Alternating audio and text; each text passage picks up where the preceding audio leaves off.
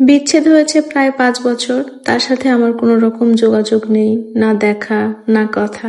একটা সময় ছিল আমরা ঘন্টার পর ঘন্টা কথা বলতাম, রাত জেগে কথা বলতাম। জানি না সে কেমন আছে, কোথায় আছে, সে কি বিয়ে করেছে, তার জীবনে কি নতুন কোনো মেয়ে আসছে কি আসে নাই, নাকি সে আমাকে মিস করে। এগুলো জানতে আমার খুব ইচ্ছা করে।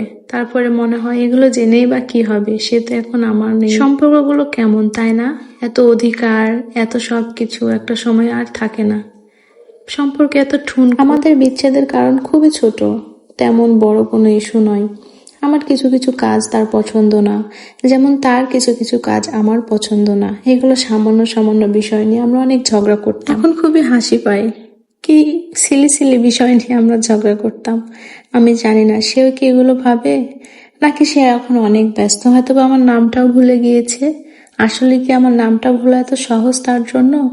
আমি আসলে কিছুই জানি না। মনে হয় এক অজানা সাগরে আমি ভেসে বেড়াচ্ছি। একটা সময় সে আমাকে সন্দেহ করা শুরু করলো। মানে এমন নোংরা নোংরা সেই সন্দেহের বিষয়গুলো ছিল, যেগুলো মনে হলে আমারও এখন অনেক অনেক নিজেকে ছোট মনে হয়। যে যাকে ভালোবেসেছিলাম সে এতটা ছোট মন মানসিকতার মানুষ, কেন আল্লাহ তাকে আমার কাছে দিল, কেন আমার তার সাথে দেখা হলো। এগুলো ভাবতে ভাবতেই কোন দিক দিয়ে 5টা বছর চলে গেল আমি জানি না। আসলে তাকে হয়তোবা আমি এখনো মিস করি। আসলে এটা কি আসলে ভালোবাসা, নাকি এটা অন্য কিছু? ঘৃণা থেকে তাকে মনে করি, নাকি ভালোবাসা থেকে মনে করি?